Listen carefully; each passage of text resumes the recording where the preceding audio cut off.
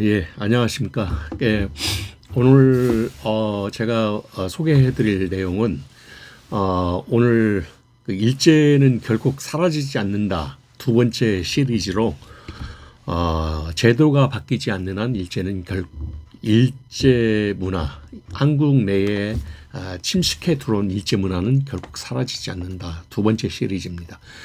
오늘은 숫자와 관련해 가지고 제가 소개를 좀 해드릴까 합니다. 한 세 가지 주제를 좀 이렇게 소개를 해드릴까 하는데요. 첫째는 캘렌다 이 달력, 그러니까 어린이날, 현충일, 한글날 그 부분과 관련한 일제의 어떤 영향이 어떻게 끼쳤는지 그걸 좀 소개해 드리려고 하고요.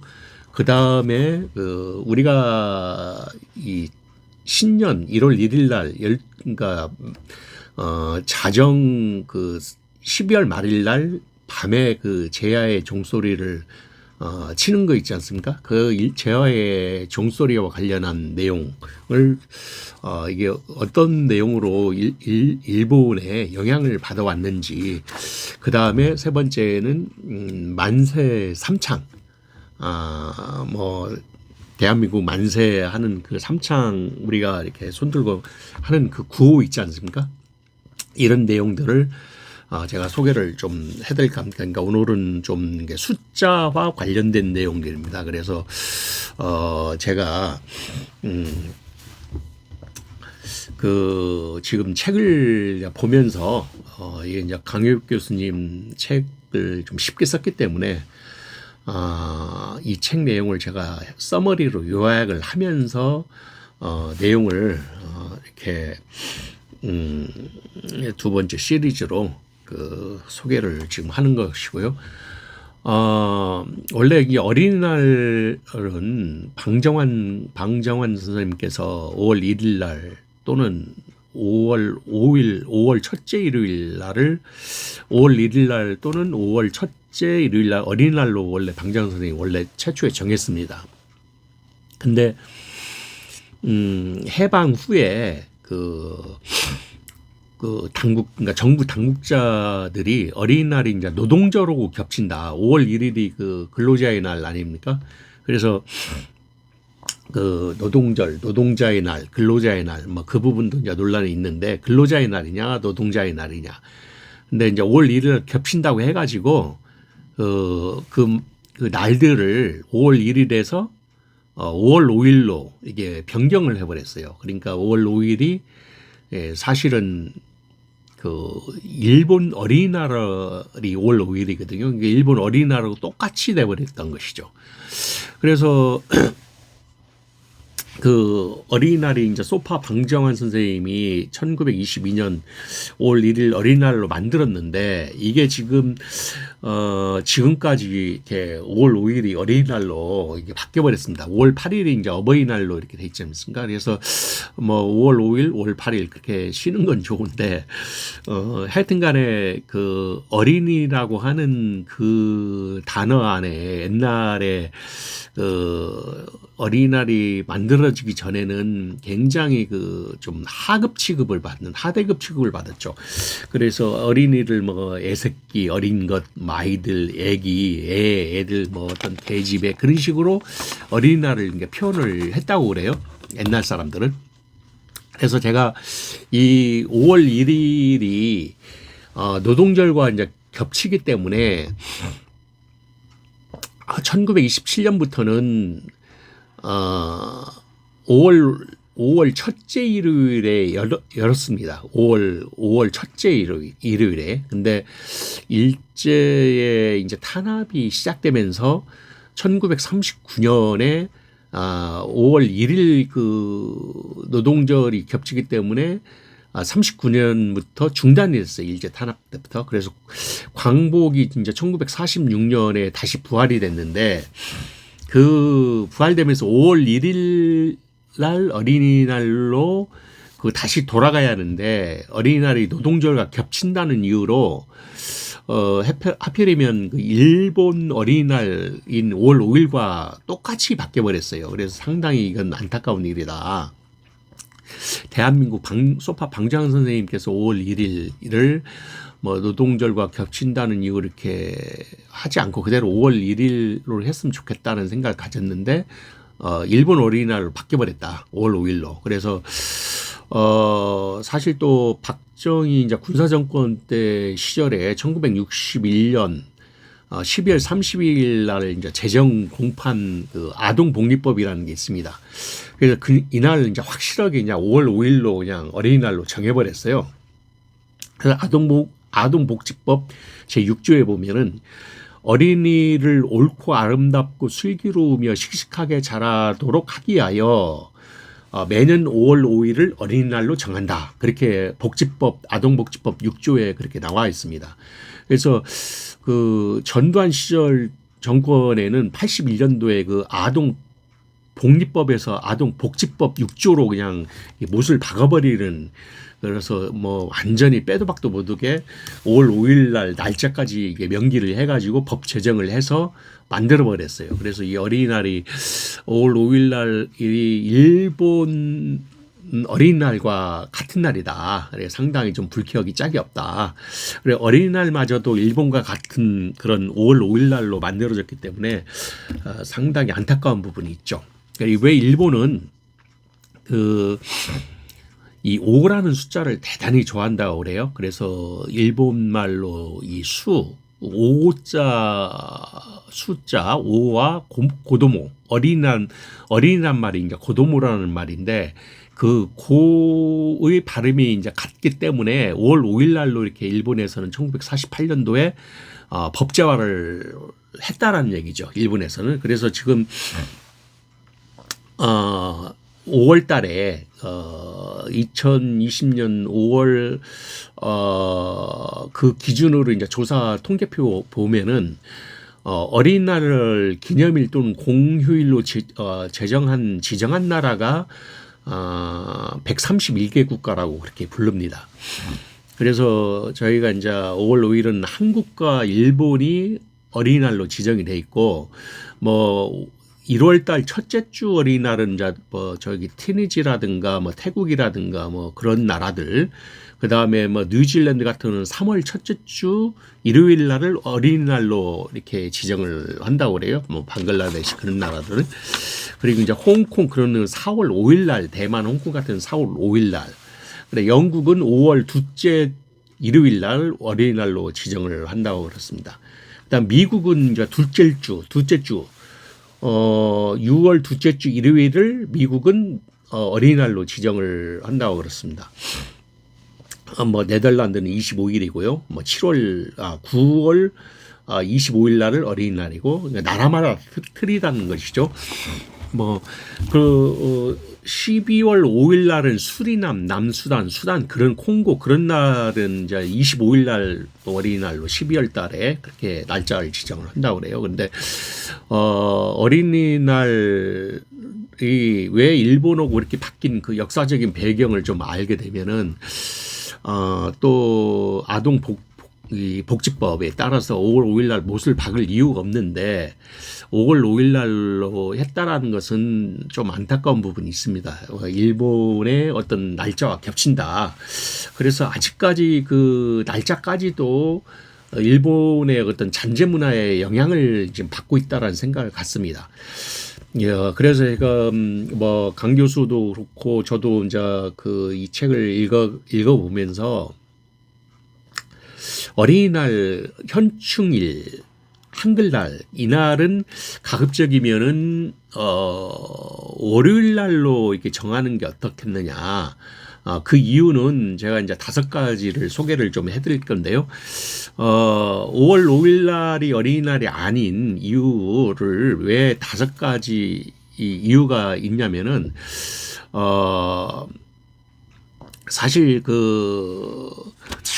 제가 봤을 때는 연휴 이제 토, 일, 월 해서 황금 연휴가 이제 이렇게 껴 있는 날이기 때문에 사실 토요일 날 휴무, 또 일요일 날 쉬고 월요일 날 해서 3일간의 연휴이기 때문에 국민의 어떤 행복 지수라고 할까요? 좀 이렇게 웰빙하는 그런 쉬는 날에 늘어나기 때문에 좀 좋지 않겠냐.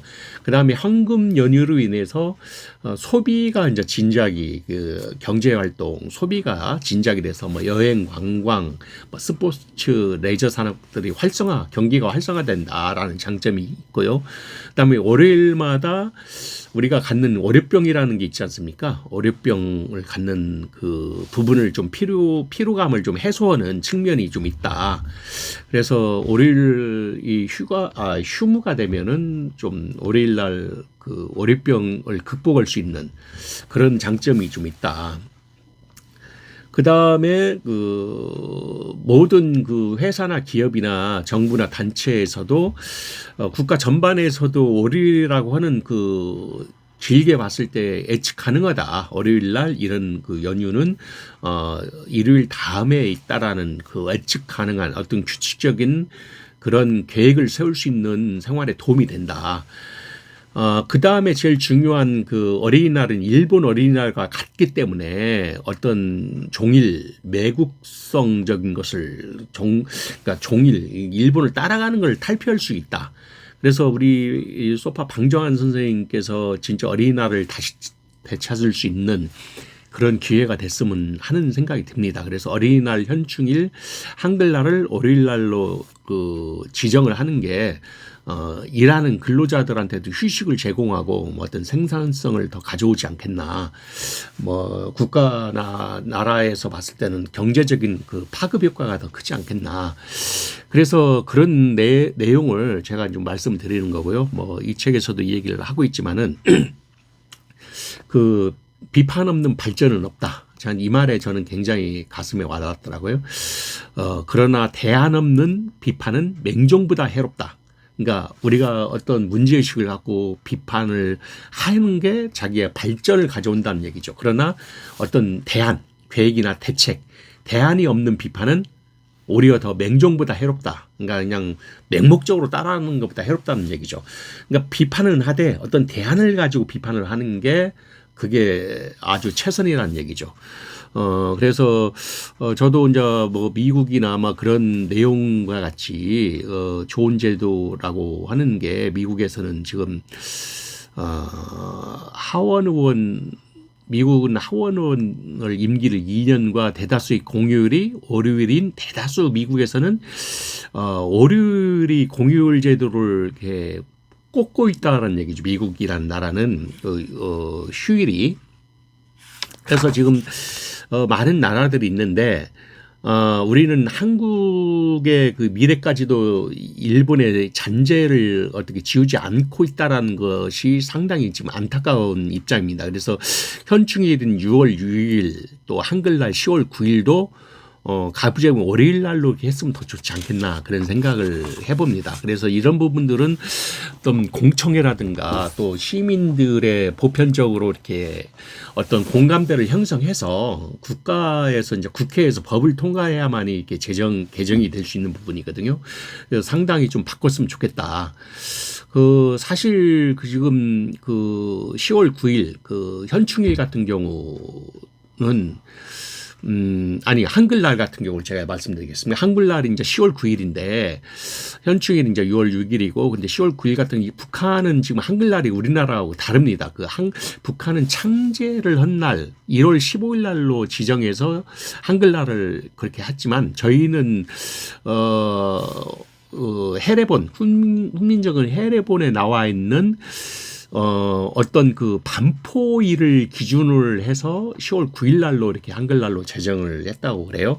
근데 이제 창제일 기준은 1월 15일은 북한식 기준이고 그래서 이런 부분들이 조금 더 정리를 해서 현충일 한글날 그런 날을 월요일 날로 같이 넣었으면 더 좋겠다. 그런 생각을 지금 해보게 됩니다. 사실 제가 이제 하나의 이제 이건 대안인데요. 그 다음에 이제 또 하나 이제 오늘은 숫자 얘기를 하기 때문에 제야의 이제 종소리 우리가 연말 자정 무렵에 33번의 종소리를 치지 않습니까? 이런 문제도 이것도 일제 잔재 문화 속에 있는 영향을 가지고 있다. 오늘도 숫자 얘기를 또 하는데요. 그래서 이게 2020년도 코로나 있을 때 처음으로 12월 6일 날 2020년 12월 6일 날 서울시에서 이제 제야의 종소리 행사를 취소를 67년 만에 처음으로 했다라고 그래요. 67년 만에. 제가 한번 읽어드릴게요. 우리 강효백 교수님이 그때 이런 내용을 이제 얘기를 했던 것 같아요. 우리가 한민족 고유의 것이라고 굳게 믿어온 제도, 관습, 언어, 사상, 생활, 문화, 표준 상식 등에 일본의 손을 탄 것들이 의외로 많습니다. 1895년 갑오경장부터 1945년 해방까지 그리고 지금에 이르기까지 125년이 넘게 한국 고유의 것으로 둔갑 세뇌 각인되어 오고 있습니다. 이렇게 이제 어떤 신문 기사에 이렇게 글을 올렸다고 합니다. 그래서 지금 일본의 손에 탄 것들이 너무 많이 의외로 많다. 그다음에 우리 한국 고유의 것으로 이 둔갑이 돼가지고 세뇌되고 각인되어 온 것들이 많다. 그러니까 제야의 종소리 같은 경우가 이제 대표적인 케이스인데, 우리가 12월 말일 날 31일 날 밤부터 이제 그 다음 새벽 1월 1일 새벽 1시까지 광화문 보신각에 제야의 종소리를 치지 않습니까? 그 타종 행사를 한다고 하지 않습니까? 그런 부분들이 2000년 12월 6일 날 코로나 때문에 67년 만에 이제 취소가 됐다라는 얘기죠. 그래서 이것도 이렇게 타종 행사를 하는 그 관습법 정도로 굳어진 의식이 한국과 일본만 지금 그렇게 하고 있다는 얘기죠. 사실 제가 이제 역사적으로 이제 그걸 제가 소개를 지금 해드릴 건데요. 갑오경장 이전에 한국에서는 제야의 종 타종 관습과 유사한 갑오경장 이전에는 한국에서 이제 제야의 종 그런 타종과 유사한 뭐가 있었냐면 연종포라는 거 있었습니다. 그러니까 연종포라는 게 뭐냐면은 섣달 금음에 궁중 그 왕이 사는 궁중에서 대포를 쏘아가지고 크게 소리를 내므로써 악기를 쫓아내는 이제 풍속이 있었다는 기록이 있습니다. 승정원 일기에 나왔다고 그래요. 승정원 일기에는 그런 악기를 쫓아내는 섣달 금날에 궁중에서 대포를 쏴가지고 그래서 이게 그 제야의 종을 치며 새해를 준비했다는 기록은 우리나라 그 기록에는 전혀 없습니다. 이게 제야의 종을 치면서 악기를 쫓아냈다는 얘기는 없습니다. 대포를 쏴서 궁중 안에서 그 악기를 쫓아내는 기록은 승정원 일기에 있다.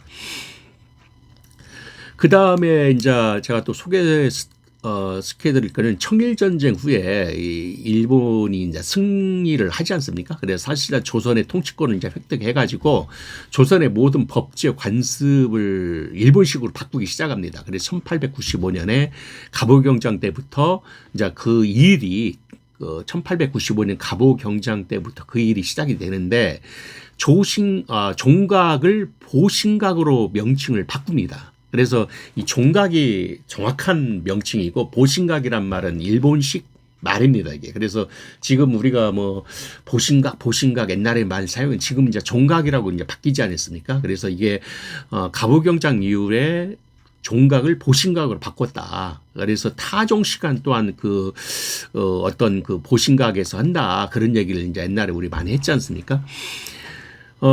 그래서 이 옛날 그 경성 방송국에서는 그 타종 행사를 1927년도에 첫 방송을 시작을 했고요. 정초에 어떤 그 종에서 이렇게 타종 행사를 했다고 합니다. 그래서 그 처음에 이제 그 어떤 타종 행사는 남산 신궁 아래에 있던 그 일본인 사찰에서 이렇게 울린 종소리였대요. 그래서 이런 광복 이후에 제야의 종은 그 뒤에 이제 연말에 올리게 됐는데 뭐 한국 전쟁 후에 잠깐 이제 보신각을 이제 종이 이제 망가졌지 않습니까? 그래서 중건을 다시 고치고 1953년부터 다시 제야의 그 타종 행사를 재개를 했대, 다시 시작을 했대요. 그래가지고 1985년 그러니까 국민 성금으로 85년도에 그 보신각의 종이 걸렸고. 8월 15일 날 광복절에 처음으로 타종을 했다는 것이죠. 그 다음에 20년, 21년 코로나 행사로 잠깐 그 행사가 중단이 됐고, 이런 제야의 종의 타종 행사는 그 일본이 원조다라는 것이죠. 그래서 그 일본의 1868년 그 메이지 유신 이후에 그 섣달 금운밤의 자정 행사를 일본에서는 이렇게 하거든요. 그래 일본 전역에서 사찰이나 신사에서 108번, 108번 또는 18번, 33번씩 종을 타종 행사를 해왔대요. 그래서 이런 부분들이 우리나라에서는 이게 일본식 잔재 문화들이 지금 들어와 있어가지고 이 관습이 그 우리 이 식민지 그 당시 식민지인 조선에 정착하게 됐던 계기가 됐다. 그래서 제가 이제 소개해드리고 싶은 것은 한국은 지금 33회, 일본은 108회로 종을 치는 횟수만 다를 뿐이지, 모두 33번이라고 하는 그 일본의 그 어떤 도리천 사상이라는 게 있다고 그래요. 그 일본 불교계에서 이제 정토종의 일종인데 그 제야의 종을 33회 타종을 했다는 얘기죠. 그래 일본의 정토종에서 온 이 도리천 사상에 의해서 33회를 쳤대요. 참 이 나라가 대한민국이 너무 안타깝고 개탄스러운 정도로 일본의 잔재 문화가 이 33번이라는 걸 또 모르고 그냥 33번을 치고 정말 안타까운 부분이 있죠. 그래서 제가 지금 이렇게 소개를 해드렸습니다. 그래서 이 정확히 역사를 좀 알고 왜 33번 지금 종각에서 치는지, 이 보신각이라는 용어는 이제 정부에서도 많이 그 명칭을 바꾼 것 같아요. 그래서 제야의 종 33번은 의미가 없다. 그래서 그런 부분들에 대해서 조금 더 학자들이 연구를 하고 좀 바꿨으면 좋겠다라는 생각을 좀 가져봅니다. 그 다음에 이제 세 번째 제가 소개해드릴 것은 또 오늘 이제 숫자로 얘기한다고 했으니까 뭐 33번 뭐 캘린더에 나와 있는 5월 5일 뭐 6월 6일 그런 그 만우절 뭐 그런 내용들이 있지 않습니까? 그래서 만우절도 다음에 좀 소개를 하겠지만은 뭐 우리가 4월 1일을 만우절이라고 이렇게 부르잖아요. 그날을 이제 정직의 날로 좀 바꿨으면 어떻겠냐. 우리가 만우절을 거짓말하면은 자칫하면 큰 사고도 날 수도 있지 않습니까? 그래서 이제 여담이지만은 만우절을 그날만큼은 정직의 날, 어떤 고백을 하는 날로. 모든 어떤 죄를 고백하고 뭘 고백하면 그날만큼은 용서하고 그날 모든 일에 대해서 이렇게 정직한 사회가 될 수 있는 날로 제안을 저는 드리는 겁니다. 하여튼간 그건 여담했고요. 다음에 또 소개를 그 부분에 하는 걸로 하고요. 그 다음에 이제 만세 삼창에 대해서 제가 또 말씀을 드릴 겁니다. 만세 삼창은 그 일왕에 대한 복종 구호였다라는 겁니다. 만세 삼창은 일본 그 왕에 대한 복종 구호였다. 만세 삼창. 메이지 유신 시대에 일본의 메이지 시대 이후 천황에 대한 항복, 굴복의 표시로 이 머리 위에 손을 치켜들면서 동작을 취하기 시작했다. 그렇게 얘기를 해요. 그게 이제 일본 아사히 신문에 2019년도 12월 22일자 그 아사히 신문에 나온 그 어떤 만세 삼창에 대한 그 기록입니다. 신문에 나왔던 겁니다. 그래서 사실 이 부분도 우리가 이제 한번 고민을 해야 할 부분인데, 논어라는 책을 보면은 과오를 저지르고도 고치지 않는 것은 그것을 잘못이라고 한다. 그런 얘기가 있습니다. 과이불개 시과 실야라. 그런 말로 이렇게 얘기를 하는데, 과오를 저지르고도 고치지 않는 것은 그것을 뭐가 잘못이냐라고 했을 때, 내 과오가 있으면 고치하는데 고치지 않는 것이 잘못이다라는 그 논어의 그런 말이 있죠. 그래서 만세 삼창은 뭐 제야의 종의 어떤 그런 타종하는 잘못된 습관과 이어서 지금 아까 뭐 제가 3.1절, 광복절, 개천절 뭐 그런 얘기도 했지 않습니까? 그런 날에 뭐 많이들 이렇게 공적 행사에서 이 관습화된 만세 삼창을 한다고 그래요. 뭐 3.1절, 광복절, 개천절, 국경일, 이 타종하는 식으로 제아종 때 연말에 타종하는 식으로 이 만세 삼창을 많이 한다고. 뭐 졸업식 때도 하고 또 신년에 망년에 각종 축하식에서도 만세 삼창을 하는 관습법에 젖어 있다고 그래요, 일본은.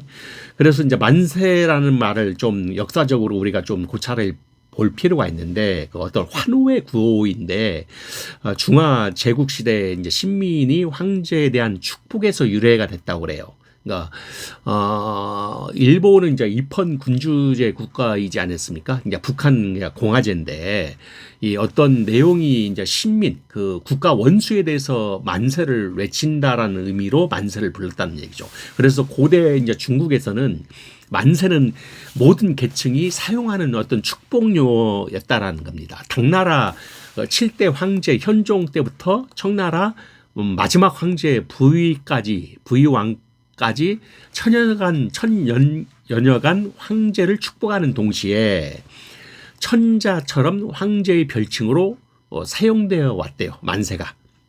그래서 우리 역사 뭐 대하 드라마 같은 거 이렇게 보면은 만세를 못 두고 천세 막 그렇게 그런 장면이 많이 나오지 않습니까? 그래서 이제 중국은 1922년 중국 공산당 2차 대회에서 중국 공산당 만세 이렇게 처음 외쳤다고 그래요. 문화 대혁명에서는 마오쩌둥 만세 그렇게 불렀고요. 그 다음에 반혁명 분자들 홍위병에게 죽음을 이렇게 당하면서도 마오쩌둥 만세를 부를 정도로 이렇게 외쳤다고 합니다. 그 다음에 이제 등소평 시대 이후에는 중국은 만세를 국가의 영도자 개인을 숭배하는 의미로 사용을 하기 때문에 절대 그 등수편 이후에는 사용하지 않았다고 그렇게 얘기를 합니다. 그래서 이제 그것을 중국에서는 지금 어떻게 만세를 부르냐면은 10월 1일 이후 국정절에서 최고 지도자 시진핑이 한쪽 팔을 비스듬히 찢겨 올리면서 중화인민공화국 만세 그렇게 한 번만 외쳤대요. 한쪽 팔만 살짝 올리면서 비스듬히면서 중화인민공화국 만세 뭐 이런 식으로 한쪽 팔만 올리면서 그렇게 해서 나머지 사람들은 이제 박수만 뭐 별다른 동작 없이 박수만 쳤다고 그렇습니다.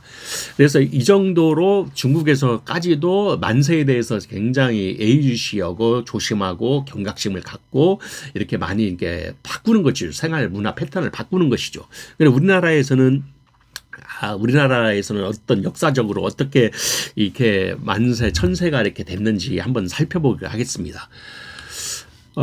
삼국사기에서는 신라의 진평왕이 사용을 했고요. 진평왕 시대 때 삼국사에 나와 있습니다. 그 다음에 고려 태종왕건 때부터 24대 원종 때까지 황제를 칭하는 만세를 불렀대요. 그러나 고려가 원나라에 복속되면서 충렬왕 1274년 충렬왕 시대부터 고종 황제 그러니까 대한제국 때까지 조선말 대한제국 때까지 1896년까지 만세를 부르지 못하고 천세를 불러야만 했다라는 것이죠. 그래서 역사 기록에 의하면 고려가 원나라에 복속된 1274년 충렬왕 이후부터 고려 황제 조선말 고려 고종 황제 대한제국을 선포할 때까지 1897년 때까지 만세를 못 부르고 천세를 불렀다는 것이죠. 뭐 그런 기록이 있습니다. 그리고 후백제 시대 군사는 전쟁에서 패해서 고려에 이제 항복을 하자 남녀노소가 만세를 부르며 임금을 이제 경하했다 그런 기록이 있습니다. 고려사에 그런 기록이 남아 있습니다. 그 다음에 고려사에는 옥에 갇힌 죄수들이 임금의 수레를 보고 한 소리로 만세를 불렀다 그런 기록도 있습니다. 그 다음에 이제 고려사에 또 하나 더 소개를 해드리면 사찬이 주창하면 사람들이 호를 띠에 꽂고 몸을 굽혔다가 3번 무도하고 왼쪽 다리를 꿇어 앉아 3번 머리를 조아린 후에 산호만세, 제산호만만세라고 이렇게 불렀다고 합니다. 우리도 역사적으로 만세를 이렇게 부르는데, 제가 이제 여기서부터 중요한 부분입니다. 우리는 이제 만세 이렇게 찢겨 올리지 않습니까? 만세해서 어떤 제스처를 이렇게 쓰는데, 일본의 만세 삼창은 우리가 어떤 모습을 다른 모습을 하고 있는가 그걸 이제 정확히 우리는 알아야 됩니다. 그래서 1905년 을사조약, 그러니까 2주 전이죠. 을사조약이 1905년 11월 17일 그 을사조약이 체결이 되지 않습니까? 2주 전이죠. 을사조약 체결되기 2주 전 11월 17일 날 국내부에서 이재극이라고 하는 그 어떤 그 매국노, 그러니까 거기 저는 친일 인명사전에서 민족 그 문제연구소에서 발표한 그 이국노를 얘기하는 겁니다. 그래서 이국노가 일본 명치 천황의 생일이어서 이게 국내부 대신 이재극이가 명왕 청치 생일에서 주한 일본 공사관에 초대돼서 갔다라는 거예요. 이때 이제 잔치가 끝날 무렵에 거기 있던 사람들과 같이 일본 천황 만세를 삼창을 했다는 얘기예요. 그래서 이때 이 소식을 들은 이제 고종 황제가 매우 격노해 가지고 자신의 임금도 천세 내지는 만세를 하는데 어떻게 남의 나라 그 수장에게 만세 삼창을 할 수 있느냐라고 이제 꾸짖었다는 얘기죠. 그랬더니 누굽니까 이재극이가 신은 만세라고 하지 않고 반자이, 일본말로 반자이라고 했나이다. 그러니까 한국말로 하지 않고 이 반자이, 그게 이제 만세라는 말인데 일본말로 반자이라고 했다 이렇게 변명을 했던 기록이 있습니다. 세계에서도 이제 만세, 반자이가 가장 마친 나라는 일본이라고 그렇게 얘기를 합니다. 그래서 이제 메이지 유신 때도 만세가 일본에서는 유행하게 된 시기가 그 1868년 메이지 유신 이후로 엄청나게 많이 발전을 했대요. 그래서 일본에서는 거의 모든 그 어떤 전국에서 부와 현에서 무슨 행사가 있으면 만세를 외친다는 얘기입니다. 그래서 이 만세의 의미는 그 어떤 번주들, 그 각 지방의 그러니까 토 세력들이 천황에 대해서 복종과 항복의 표시로 머리를 위로 양팔을 높이 드는 동작으로 변질이 됐대요. 그러니까 우리는 만세 이렇게 한다고 하는데 얘네들은 팔을 이렇게 앞에 벌리고 이렇게 만세 이렇게 한다는 얘기죠. 우리는 만세 이렇게 양쪽, 근데 얘네들은 팔을 이렇게 벌리고 앞에 나란히 벌리면서 만세 한다. 그러니까 내 것을 두 팔을 가지더니 앞으로 뻗는 듯 하다가 머리 위로 3번을 들어 올린다는 얘기입니다. 그러니까 앞으로 이렇게 뻗는 듯 하다가 가지런히 뻗는 듯 하다가 머리를 3번. 그래서 천황폐하 만세 그렇게 외친다는 거예요. 이게 이제 차이점이 있는 것입니다. 그래서 어떤 자신의 그 항복을 나타내는 표시로 내가 뭐 경제적으로 망했다든가 파산을 당했다나 그런 은어로도 이 만자이란 말을 일본 말로 사용을 한대요. 뭐 사업에 실패를 했다든가 모든 걸 포기한다든가 파산을 당했다든가 만사이 막 이렇게 한대요. 얘네들 그 문화적인 패턴이. 그래서 상당히 그 만세 삼창은 일본의 어떤 또 다른 그 라이프 스타일이다라고 얘기를 할 수 있는 겁니다. 그래서 일본 뭐 그 일왕 축제 치기식에서도 아베 신조 총리가 즉위를 축하하면서 덴노 헤이카 만자이 이렇게 덴노 헤이카 만자이 하면서 손을 이렇게 3번 올리는 그러면 나머지 그 참석자들 아베 뒤에 이제 참석자들도 같이 선창이 따라서 아베가 덴노 헤이카 만자이 하는 거에 따라서 3번 또 만자이 이렇게 한다는 얘기죠. 그래서 일본은 완전히 1919년도에 10월 22일 날 그 나루히토 일왕의 즉위식 때도 그런 모습을 생방송을 하면서 상당히 그 모든 사람들이 그 이렇게 생활에 하는 라이프 스타일로 정착해 있다. 그래서 지금 제가 이제 반자이라고 하는 일반 시민들이 그렇게 부른 것은 메이지 유신 1889년 이후에부터 쭉 그 이어져 왔지만은 모든 생활 곳곳에서 뭐 연병장 임시 열병식에서 마차를 타고 가는 일왕에 향해서 만세 삼창을 하는 거라든가 이렇게 성대하게 일본은 지금도 이렇게 만세 삼창을 하고 있다. 이제 이런 의미는 뭐 이제 가미가제 조종사들이 뭐 2차 세계전 때도 네노 헤이카 만자이 하면서 이 미국의 그 군함 예, 돌진해서 이 가미가제를 했다라는 기록도 있습니다. 그래서 이게 어떤 상당히 그 제국 그 뭐랄까 입헌 군주제 그러니까 제국주의적인 그런 나라의 어떤 그 전체주의적인 그런 성향을 가지고 있다. 그래서 많은 사람들이 그 대노 헤이카 만자의 천황폐하 만세를 외치면서 마지막 전투를 이제 2차 대전 때 그 많은 부녀자와 노인들이 만세를 부르고 외치면서 자살을 한 기록도 있다고 그랬습니다. 그래서 천황의 절대 복종의 표시를 한다라는 것이죠.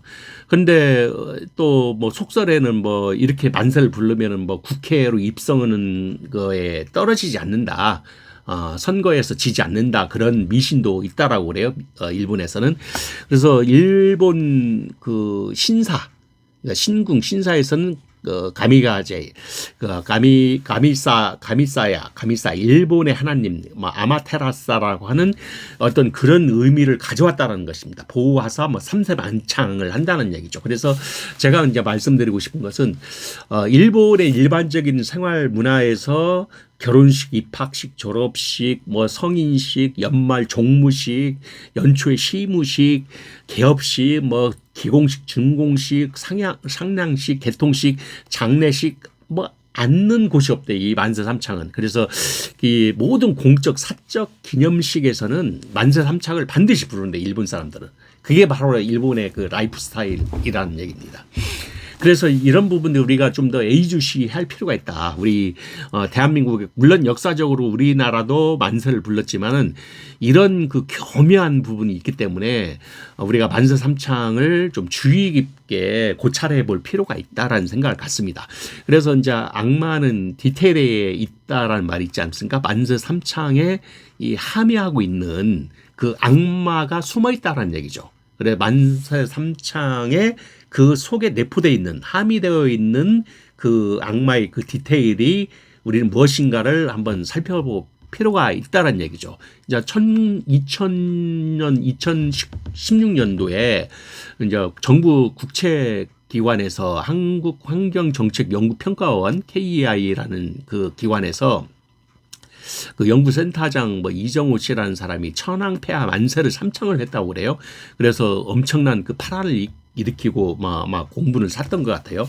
그래서 그 직원에 대해서 이정호라는 그 센터장에 대해서 정직 2개월 징계를 때리고 뭐 굉장히 그 징계까지도 추후에 그 취소가 됐다고 그렇습니다.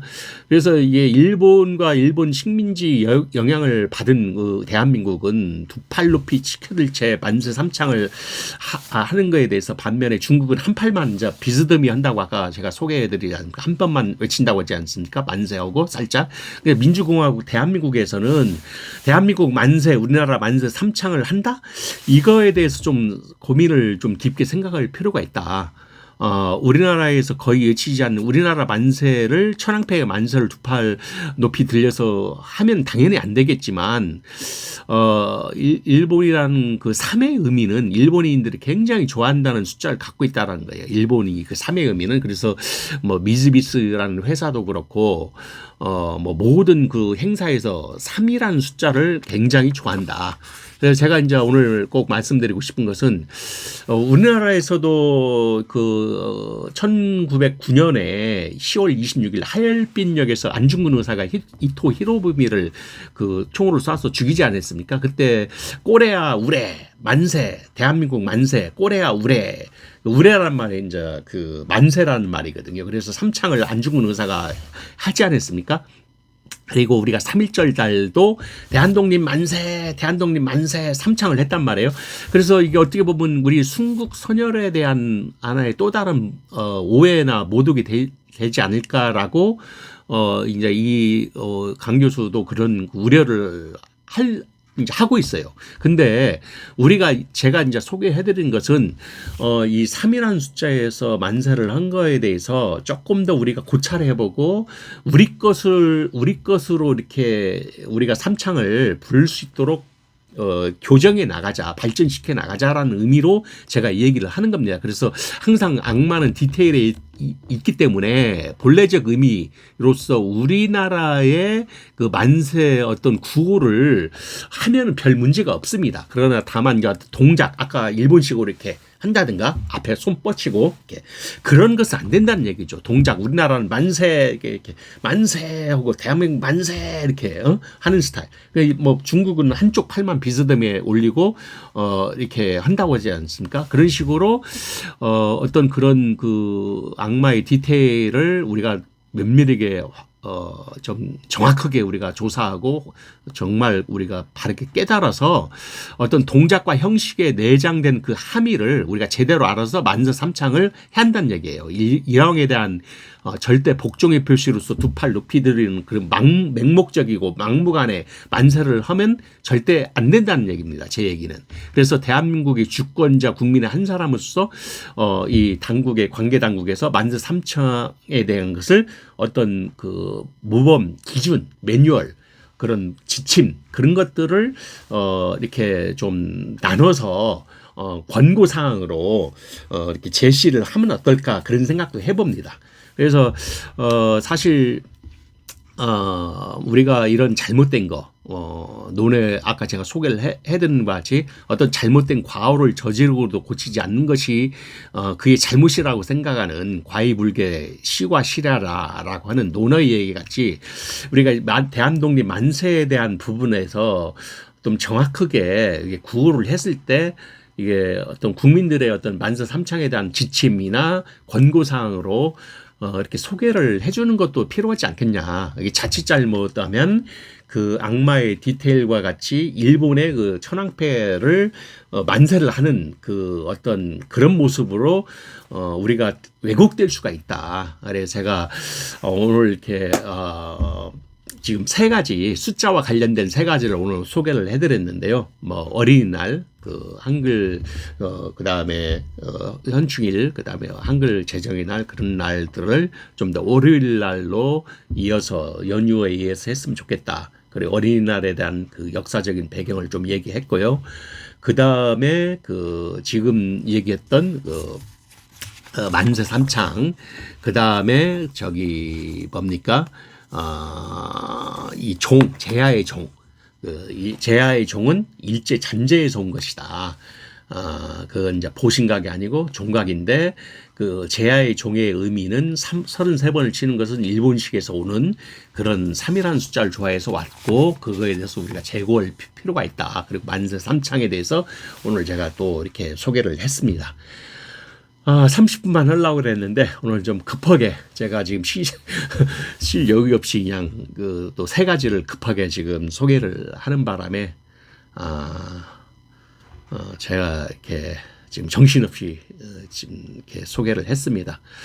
다음에는 또 어떤 문화재와 관련해서 한국 그 문화재 이게 이제 국보냐 아니면 보물이냐 그런 문화재와 관련해서 우리 이 조선 총독부 일제 시대 때 지정한 문화재 체계를 완전히 좀 뜯어 고쳐한다.